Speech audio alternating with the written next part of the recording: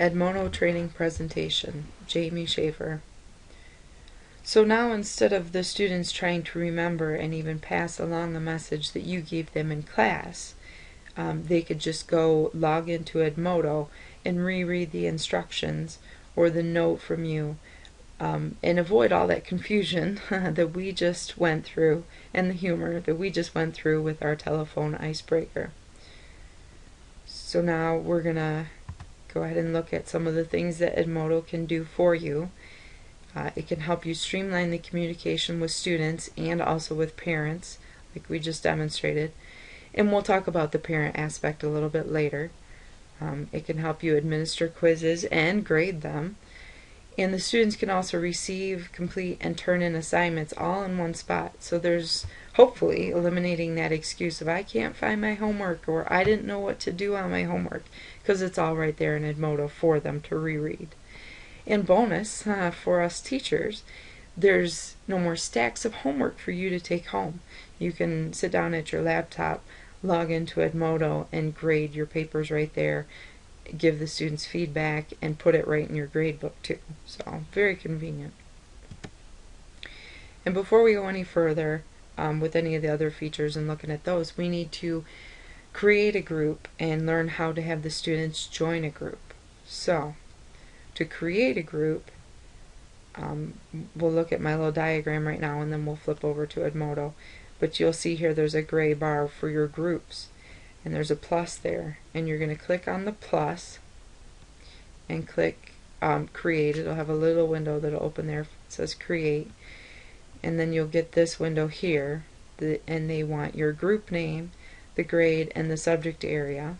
And I'm going to click create there, and it'll pop up with another window that'll want your expected group size, and then you can click finish. I'll hop over to Edmodo and show you that. Right here you can click the plus and it will walk you through all the steps we just saw. And I'll send you guys this PowerPoint later. That's why I've got everything outlined there for you, so if you need help later you can go back to the PowerPoint. So now that you've created a group, we need to learn how to find the group code, which is in the same area where you just clicked create. And we'll talk about that in a second. So to have your students join a group, there's basically two ways, and there's your two codes there too. So if your students do not have an account, you can give them that URL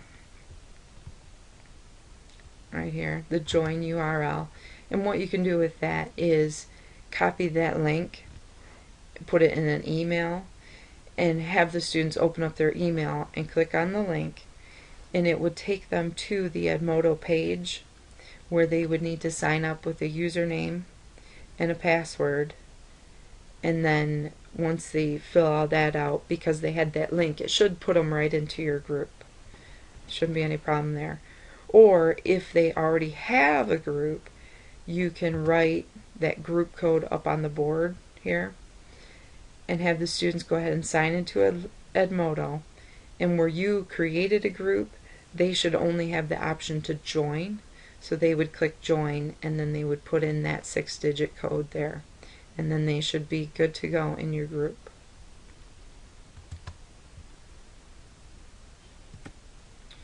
So after all the students are in the group, what you're going to want to do is lock the group. And just some internet safety stuff, you don't want other people getting into your group, because people can search and join your group if it's unlocked. So by locking it, you're creating a safe area for just you and your students. And another thing is, I have a note here too, you don't want to post that group code publicly, because you don't know who will try and get in there. And I do have a note down here too that the group will automatically lock within 14 days after you've created it. So to lock it, you're going to just click the little lock that's over here to the side, and when you lock it, it tells you the group is locked, and it's locked here. And to unlock it, you just click the lock again, and it'll tell you it's unlocked. And notice it's a new group code. So if you have a handout that you gave out at the beginning of the year and you get a new student later in the year, you're going to have to change that on the handout, because after you unlock it, it's a new code.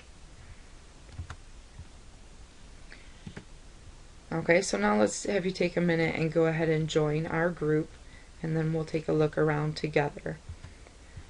So to join the group, back on my home screen, you're going to click right here, the plus, and instead of creating this time, you're going to want to join our group. So go ahead and click join, and then here is the code that you're going to want to put in. Okay, and once everybody's in, we will start taking a look around.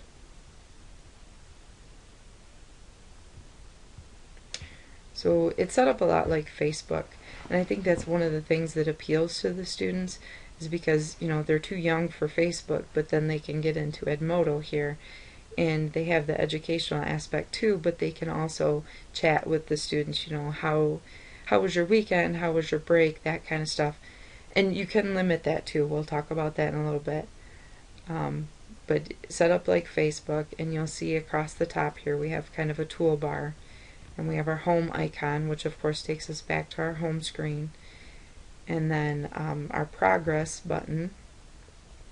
And if I click in a class that I have students in, you'll see I gave them a quiz, and you can see their grades right there and their total for the class. And as you assign more and more, it'll fill this in for you and keep your grades up there. Not only your quizzes, but your assignments that you give them to. And then there's the Discover button up here, and it has some apps that Edmodo has picked out for you, and they have a lot of apps. Some are free and some you have to purchase, but I believe when you purchase them, you purchase it for your whole group. And there's some math ones here that you can go ahead and push to all of your students, so they all can play the different math or whatever games or apps that you get for them. The next one is a library icon, and you can see some of the different things I have in my library. I have a couple pictures I used for a quiz. I uploaded those in the quiz and had the kids, you know, identify the artist. Here's an assignment that I made in Word, and then saved it as a PDF and uploaded it to my library so that I could post it in my discussion area for the students to do as an assignment. And here you just click Add Library, and it'll walk you through, like, if you were to attach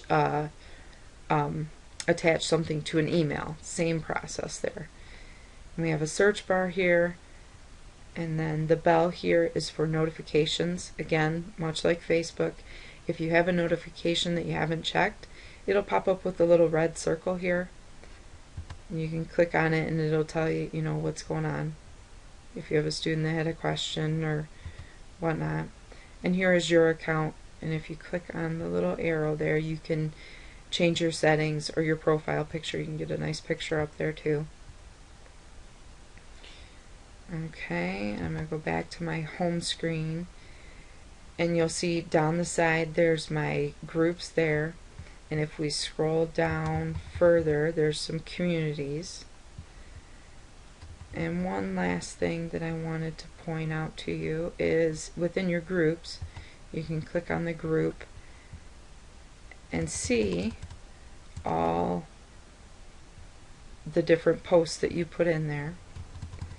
And if you click on members, you can see how many students or members you've had join that group. And there again is that progress, where that'll take you to you know, how far they are throughout your unit. And if you click the more button here, that we can't really see, the more button, you can make the student read only. If they're posting too much or things that you don't think are appropriate, you can make them read only so they can't post. And that's where you would find the parent code that we'll talk about later when we talk about setting up a parent group. So your parent code is there. If your student happens to forget their password, you can log in and change their password for them right there, or you can remove them from the group if you have a student that is done transfers to another school. That's how you would get them out of there. Alright, and here we see my notes. And then we'll move on to looking at the discussion boards.